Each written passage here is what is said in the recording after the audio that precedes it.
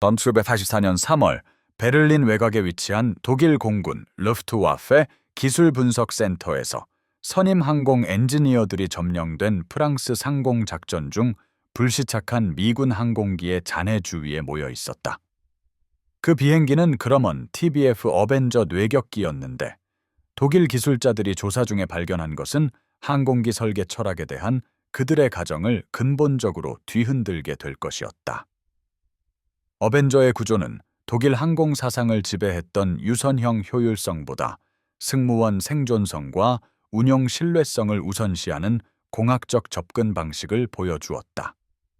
그것의 성형 엔진, 다중 예비 시스템, 그리고 견고한 기체 구조는 독일 엔지니어들이 처음에 낭비적이고 지나치게 복잡하다고 일축했던 설계 철학을 나타냈다. 그러나 그들 앞에 놓인 증거는 다른 이야기를 들려주었다. 이 겉보기에 지나치게 복잡한 항공기는 진지한 기술적 분석을 요구하는 성능 통계를 축적해 왔던 것이다.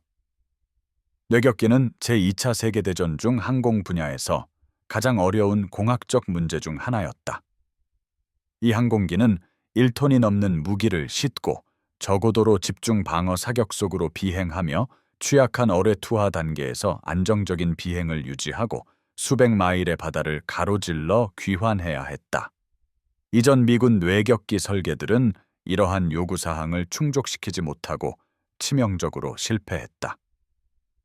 어벤저가 대체했던 더글러스 TBD 데버스테이터는 1942년 6월 미드웨이 해전에서 근본적인 설계 한계를 드러냈는데 기술적 취약성과 불충분한 출력으로 인해 항공기를 작전상 운용 불가능하게 만드는 치명적인 손실률을 초래했다. 미국 해군은 태평양 해상전의 혹독한 작전 환경에서 생존할 수 있는 뇌격기 문제에 대한 완전히 새로운 접근 방식을 필요로 했다. 그러먼 항공공학 회사 그럼먼 에어크래프트 엔지니어링 코퍼레이션은 1940년 4월에 이 신형 뇌격기 개발 계약을 따냈고 수석 디자이너 르로이 그러먼은 특정 공학 철학을 가지고 이 과제에 접근했다. 최대 속도나 최소 중량을 최적화하기보다는 그러먼은 구조적 무결성, 시스템 중복성, 그리고 승무원 보호를 우선시했다. 이 결정은 항공기 설계의 모든 측면을 규정하게 될 것이었다. 어벤저는 1942년 1월에 생산에 들어갔고 전쟁이 끝날 무렵에는 그러먼과 제너럴 모터스가 9,839대를 생산하여 가장 많이 생산된 미국 뇌격기가 되었다. 이 항공기는 미국 해군, 해병대, 그리고 영국 해군에서 복무하며 태평양, 대서양, 유럽 전역의 항공모함과 육상기지에서 운용되었다. 그것의 작전 기록은 결국 논란의 여지가 있었던 그러먼의 설계 결정을 미국 해군, 항공공학을 변화시키는 방식으로 입증하게 될 것이었다. 1944년 초 독일 엔지니어들이 수행한 기술 조사는 어벤저의 놀라운 생존성을 가능하게 한 특정 설계 혁신을 밝혀냈다. 이 항공기는 날개가 펼쳐졌을 때 길이가 40피트였고 날개폭은 54피트 2인치였다. 접이식 날개 메커니즘 자체는 중요한 공학적 성과였는데 이는 항공모함 운용과 전투기동의 혹독한 스트레스 속에서도 구조적 무결성을 유지하면서 항공기가 붐비는 항공모함 갑판에 들어맞도록 했다. 어벤저의 자체 중량은 7,136파운드에 달했고 연료, 무기, 승무원을 가득 실었을 때 최대 이륙 중량은 17,893파운드였다.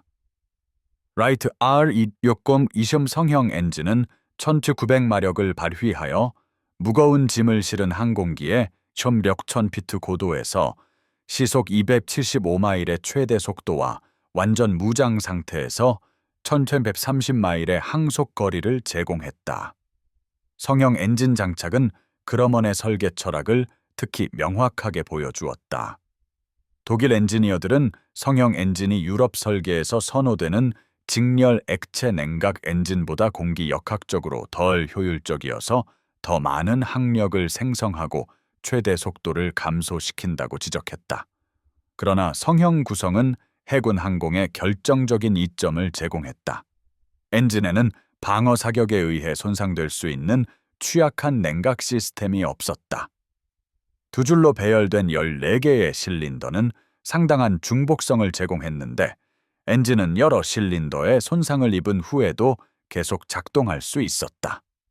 성형 엔진의 넓은 전면 면적 또한 조종석을 뚫을 수 있는 발사체를 흡수하여 승무원 칸에 대한 추가적인 보호막 역할을 했다. 독일 기술 보고서는 이러한 장점들을 인정하면서도 이 접근 방식이 독일 공군 루프트와페 항공기가 강조했던 것과는 근본적으로 다른 설계 우선순위를 나타낸다라고 언급했다. 어벤져의 내부 무장창은 또 다른 중요한 공학적 혁신을 나타냈다. 이 무장창은 길이가 약 6피트였고 22인치 마크 3어로에 2000파운드 폭탄 1개 또는 500파운드 폭탄 4개를 수용할 수 있었다. 이 내부 보관 방식은 여러 기술적 문제를 동시에 해결했다. 외부 무장 장착은 상당한 항력을 생성하여 항속거리와 속도를 줄이고 항공모함 접근 시 항공기를 덜 안정적으로 만들었다. 내부 무장창은 장기간의 항공모함 작전 중 무기가 염수 분무 부식으로부터 보호되도록 했다. 무장창 문은 유압으로 열 수 있었고 유압 시스템이 손상될 경우 수동 백업 시스템을 사용할 수 있었다. 납포된 어벤져를 조사한 독일 엔지니어들은 이 문들의 중복 작동 메커니즘을 문서화했는데 미국 설계자들이 무장창을 여는 세 가지 독립적인 방법, 유압, 기계, 그리고 수동 비상 해제를 제공했음을 지적했다. 이러한 수준의 중복성은 과도해 보였지만 작전 기록들이 이 백업 시스템들이 얼마나 자주 임무 완료를 가능하게 했는지 밝혀낼 때까지는 그러했다. 항공기의 방어 무장도 유사한 설계 사상을 반영했다. 어벤져는 3개의 독립된 총기 거치대를 가지고 있었다. 우측 날개에 39경 기관총, 무선 조작사 사수가 조작하는 등 부분 포탑에 59경 총, 그리고 하부 39경 총이었다. 등 부분 포탑은 특히 정교한 공학 기술을 대표했는데 수동 백업 제어 기능을 갖춘 전기식 좌우 회전 및 고각 모터를 특징으로 했다. 포탑은 360도 회전이 가능했고 수평에서 거의 수직까지 고각을 올릴 수 있었다. 독일 나포 장비 보고서는 포탑의 공학 기술, 특히 항공기가 기동하는 동안 사수가 목표물을 정확하게 추적할 수 있도록 하는 부드러운 동력 보조 기능에 대해 전문적인 감탄을 표했다. 포탑의 탄약 공급 시스템은 놀랍도록 신뢰할 수 있음이 입증되었는데 항공기가 급회전을 하거나 덜 견고한 시스템을 방해할 수 있는 전투 피해를 입었을 때도 탄환을 원활하게 공급했다. 승무원 칸 설계는 생존성에 대한 집착적인 관심을 보여주었다. 조종사, 무선 조작사, 포탑 사수, 그리고 폭격수, 하부 사수는 중요 지점에 장갑판으로 보호된 칸에 탑승했다.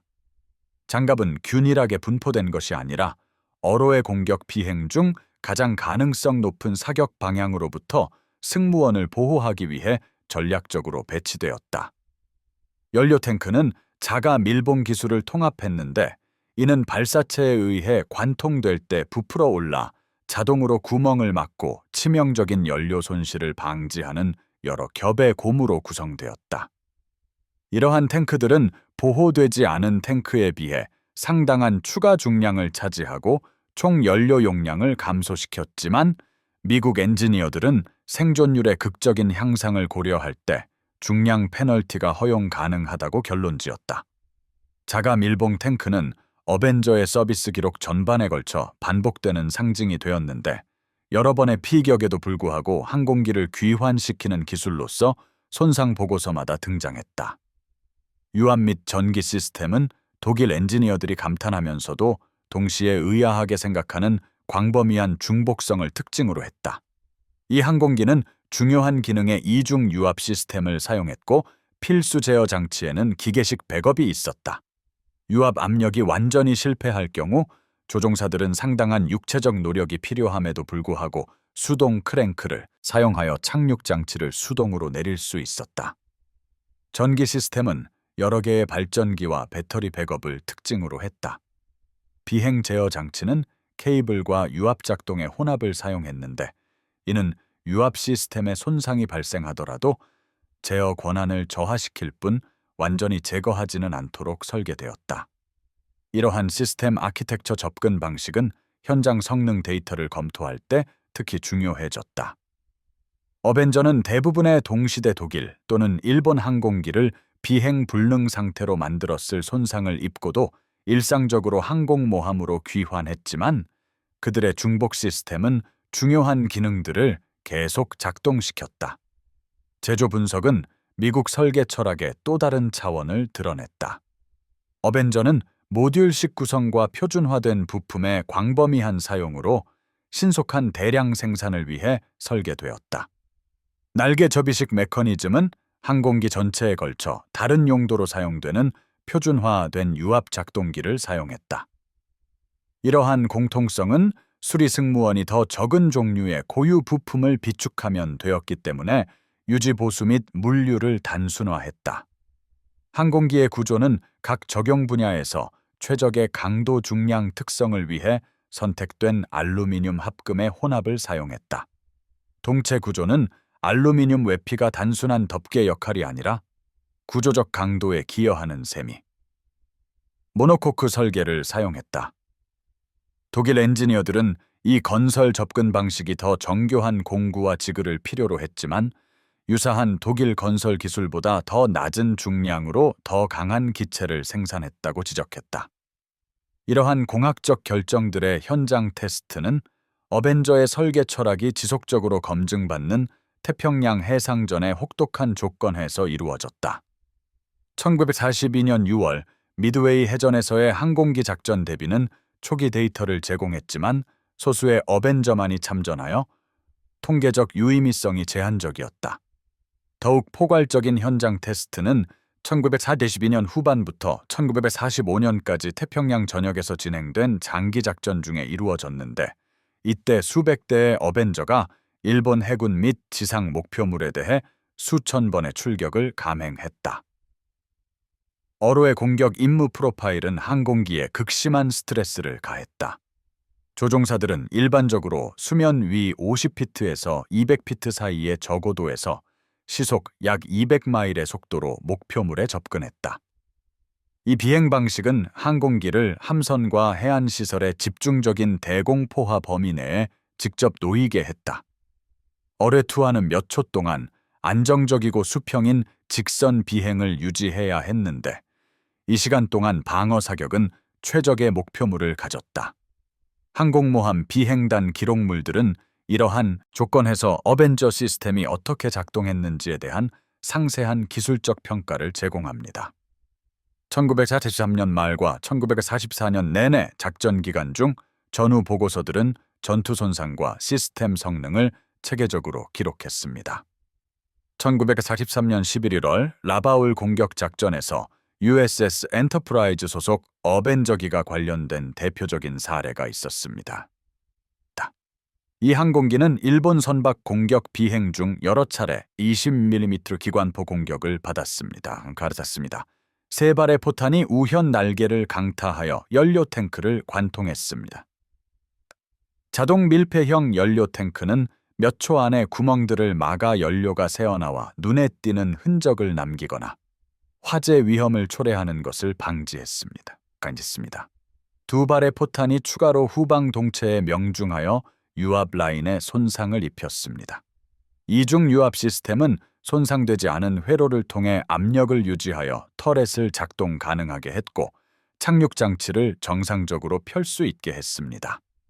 조종사는 임무 후 보고서에서 손상에도 불구하고 항공기가 정상적으로 조작되었으며 정비반은 손상된 날개 외피 부분과 유압 라인을 교체한 후 36 시간 이내에 어벤저기를 다시 작전에 투입할 준비를 마쳤다라고 기록했습니다. 이러한 양상은 어벤저기의 운용 기록 전반에 걸쳐 놀랍도록 일관되게 반복되었습니다.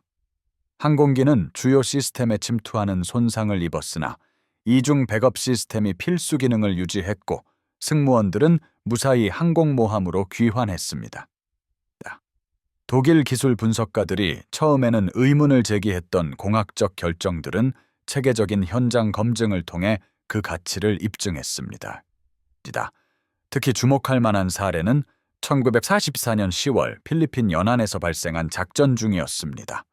USS 프랭클린 소속 어벤저기가 일본 진지 공격 중 여러 차례 피탄되었습니다. 피탄으로 인해 주 유압 시스템이 완전히 손상되었습니다. 폭격수는 포탄 파편에 부상을 입었지만 그의 위치를 지켰습니다. 조종사는 백업 유압 시스템으로 전환하여 공격 비행을 완료하고 항공기의 폭탄을 목표물에 투하했습니다.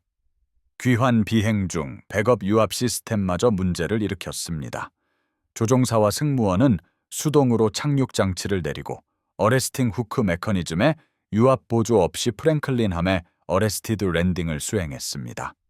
항공기 구조는 더 높은 충격 하중을 파손 없이 흡수했으며 승무원들은 착륙 후 무사히 걸어 나왔습니다. 비행 후 점검 결과 기체에 17곳의 개별적인 손상이 있었지만 단 한 번의 피탄도 치명적인 시스템 고장을 일으키지 않았음이 밝혀졌습니다. 이러한 사건들의 통계적 집계는 근본적인 설계 결정의 유효성을 입증하는 패턴을 드러냈습니다. 어벤저기들은 방어시설이 집중된 목표 지역에서 작전할 때조차 90%를 초과하는 임무 완수율을 보였습니다. 자동 밀폐형 연료 탱크는 보호되지 않은 탱크에 비해 화재 관련 손실을 약 70% 감소시켰습니다. 이중 제어 시스템은 부분적인 전투 손상이 완전한 통제 상실로 이어지는 경우가 드물다는 것을 의미했습니다. 아마도 가장 중요한 것은 손상된 어벤저기의 승무원 생존율이 이전 미국 뇌격기들의 생존율을 훨씬 능가했다는 점입니다. TBD 데버스테이터는 미드웨이 해전 중 전투 임무에서 80%에 가까운 손실률을 겪었습니다. 유사한 작전 조건에서 어벤저기의 손실률은 10% 미만을 유지했습니다. 이러한 개선은 생존성을 최우선으로 한 공학적 특징들과 직접적으로 연관되었습니다. 어벤저기에 대한 독일의 기술적 평가 변화는 더 많은 정보 데이터가 축적되면서 점진적으로 전개되었습니다. 1942년 초기 루프트바페 기술 보고서는 이 항공기를 전형적인 미국식 과잉 설계로 규정했으며 그 중량과 복잡성이 작전상 불리하게 작용할 것이라고 예측했습니다.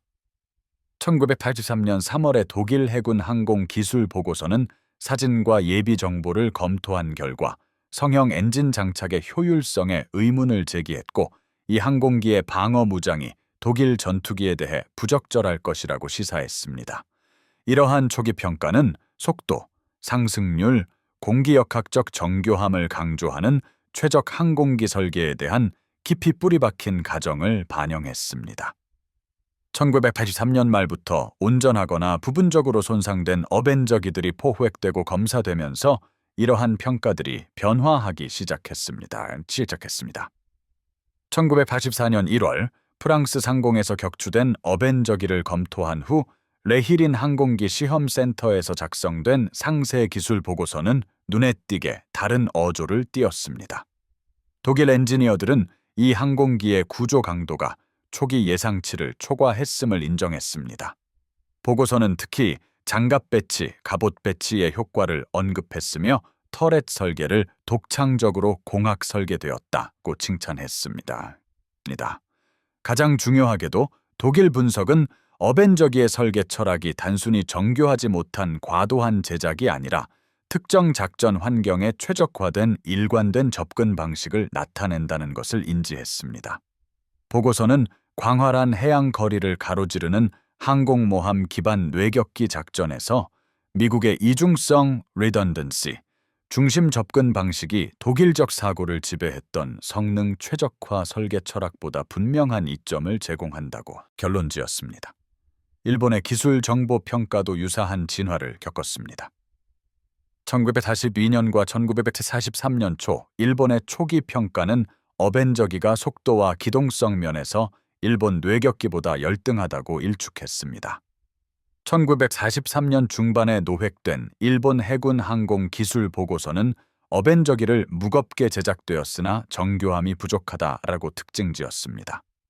그러나 1944년 내내 일본군이 점차 더 많은 수의 어벤저기에 직면하면서 작전 보고서들은 이 항공기의 효율성을 인정하기 시작했습니다. 일본 전투기 조종사들은 어벤져기의 견고한 구조와 효과적인 방어 무장 때문에 격추하기 어렵다라고 보고했습니다. 전쟁 후 노획된 1944년 후반의 일본 전후 분석은 어벤져기가 전투기 공격에 놀랍도록 저항력이 있었으며 후방에서 공격하는 일반적인 접근 방식은 종종 전투기가 항공기를 파괴하지 못한 채 등 쪽 터렛에서 반격을 받는 결과를 초래했다고 언급했습니다.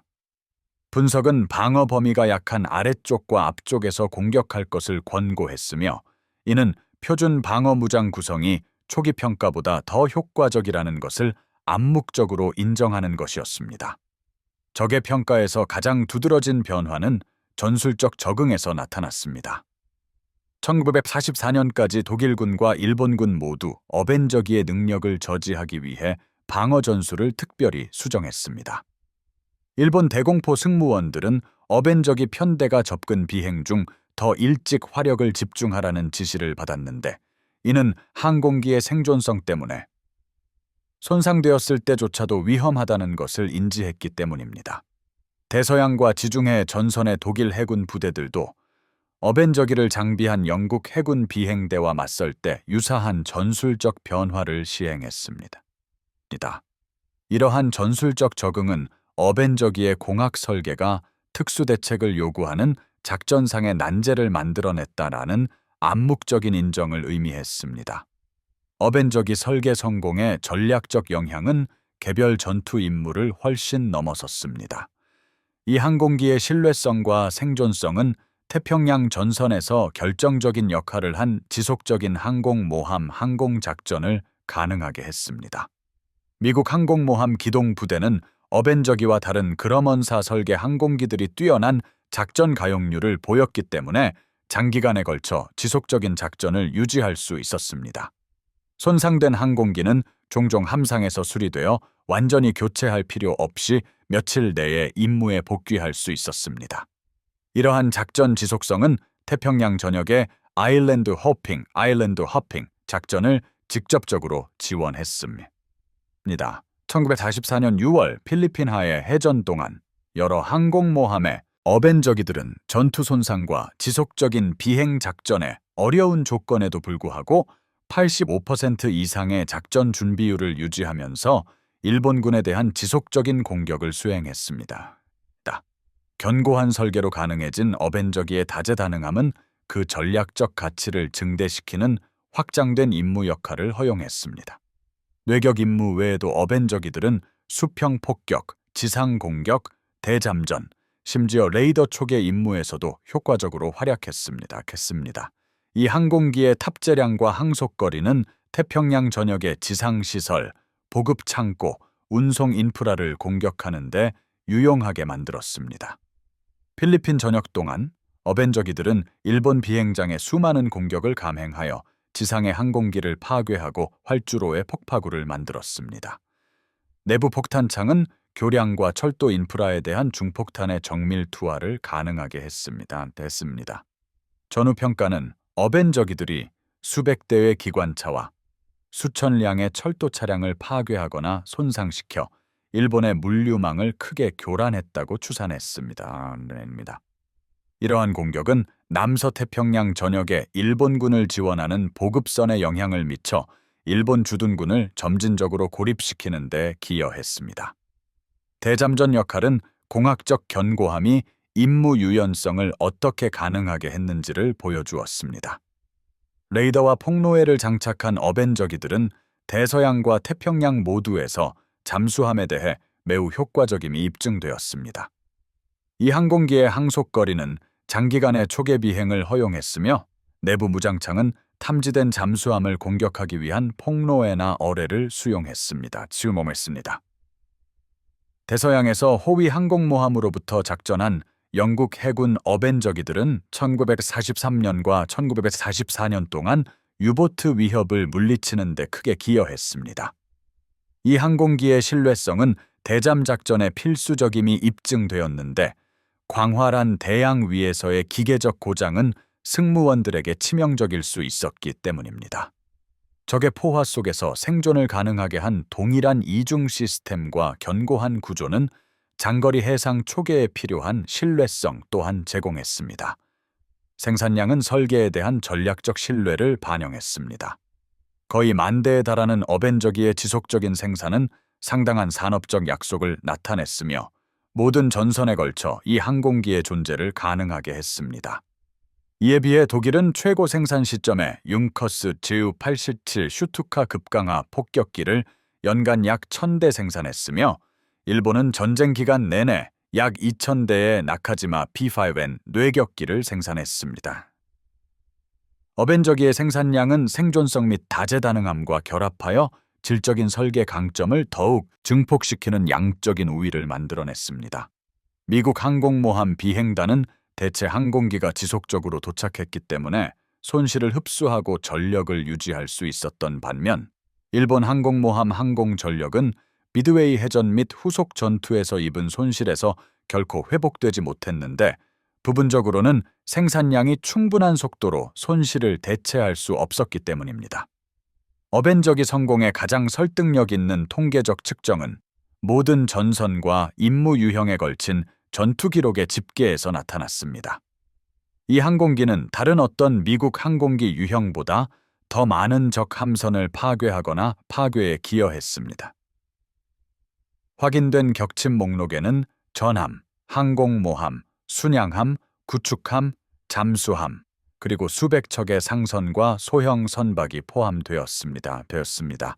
특히 일본 해군에 맞서 어벤져기들은 초거대 전함 무사시, 쇼카쿠와 즈이카쿠를 포함한 다수의 항공모함, 그리고 수많은 다른 주요 전투함의 격침에 참여했습니다. 이 항공기의 선박에 대한 효율성은 일본 해상 물류를 황폐화시킨 잠수함 및 기로의 작전을 직접적으로 지원했습니다. 해군 목표물 외에도 어벤져기들은 수백 대의 항공기, 장갑차, 차량 및 광범위한 기반 시설을 포함한 상당수의 지상 목표물도 파괴했습니다. 모든 표적 범주와 전역에 걸쳐 적절히 집계된 킬 비율 통계는 이 항공기의 놀라운 유효성을 드러냈다. 전투작전 중 어떤 원인으로든 어벤져 한 대가 손실될 때마다 이 기종은 다수의 적 함정, 수십 개의 지상 목표를 파괴하거나 손상시켰고 적의 보급망에 상당한 영향을 미쳤다. 이 수치들은 맥락 안에서 이해되어야 한다. 이들은 견고한 공학적 설계, 효과적인 전술 운용, 우수한 조종사 훈련, 그리고 유리한 전략적 상황에 결합된 효과를 나타낸다. 그럼에도 불구하고 이 통계는 항공기 설계에 구현된 공학적 결정들을 입증했다. 어벤져의 개발자들은 생존성, 신뢰성, 다목적성을 우선시했으며 최대 성능에 있어서는 일부 절충을 받아들였다. 작전 결과는 항공모함 기반 해군 공격 항공의 특정 요구사항에 대해 이러한 설계 철학이 최적의 결과를 낳았음을 입증했다. 어벤져의 유사는 제2차 세계대전 참전 기록을 훨씬 뛰어넘어 전후 해군 항공기 개발과 설계 철학에 영향을 미쳤다. 이 항공기는 1954년까지 미군에서 운용되었고 1960년대까지 다른 국가들에서 비행을 계속했다. 더욱 중요하게는 어벤져가 구현한 설계 원칙들은 이후 미국 해군 항공기의 토대가 되었다. 구조적 경호성, 시스템 이중화, 그리고 승무원 생존성 강조는 항공모함, 항공기, 설계의 표준 요구 사항이 되었다. 그루먼사는 이러한 원칙들을 바탕으로 명성을 쌓았으며 F-16 베프 헬캣 전투기와 F-14 톰캣 같은 후속 항공기들도 유사한 설계 철학을 통합했다. 어벤져에서 매우 가치 있게 입증된 자동 밀봉 연료 탱크는 전 세계 군용 항공기 설계의 보편적인 특징이 되었다. 어벤져의 성공에서 얻은 더 넓은 교훈은 설계 철학과 작전 요구사항 간의 관계에 관한 것이었다. 독일과 일본 기술자들은 종종 최대 속도, 상승률 또는 기동성과 같은 특정 성능 매개 변수에 최적화된 설계를 추구했다.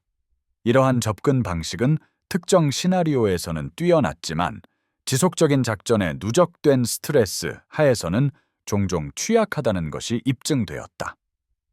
그루먼사의 어벤져 작업으로 대표되는 미국 설계자들은 지속적인 작전 가용성, 승무원 생존, 그리고 악조건에서의 임무 완수라는 다른 기준에 맞춰 최적화했다. 어떤 접근 방식도 추상적인 면에서 본질적으로 우월하지는 않았지만 미국 철학은 광대한 해양 거리에서의 항공모함 전투의 특정 요구에 더 잘 부합한다는 것이 입증되었다. 태평양 전역은 손상을 흡수하고 임무를 계속 수행하며 수백 마일의 바다를 가로질러 귀환하고 후속 작전을 위해 신속하게 수리될 수 있는 항공기를 요구했다. 겉보기에는 과도하게 복잡해 보이던 어벤져의 설계가 정확히 이러한 결과들을 달성했다. 독일과 일본의 기술 평가에서 초기 회의론에서 문서화된 존경으로의 변화는 작전 결과가 공학 이론을 어떻게 입증하거나 반박하는지 보여주었다. 어벤져는 과체중, 과도하게 복잡함, 비효율적이라는 비판을 받으며 운용을 시작했다. 전쟁이 끝날 무렵에는 역사상 가장 효과적인 항공모함, 항공기 중 하나로 인정받았다. 이러한 변화는 항공기 자체의 변경을 통해서가 아니라 실제 전투 상황에서 공학적 결정들이 우수한 작전 결과를 낳았음을 체계적으로 입증함으로써 이루어졌다. 수천 번의 전투 출격에서 이루어진 현장 테스트는 풍동 결과나 이론적 성능 계산보다 궁극적으로 더 가치 있는 데이터를 제공했다. 어벤져의 운용 기록은 성능보다 신뢰성, 효율성보다 생존성, 그리고 최대 이론적 잠재력보다 지속적인 작전 능력을 중시하는 공학 철학의 증거로 남았다. 겉보기에는 과도하게 복잡해 보이던 뇌격기는 복잡한 설명이 필요 없는 통계를 축적했다. 그저 작동했고 승무원들을 집으로 데려왔을 뿐이다.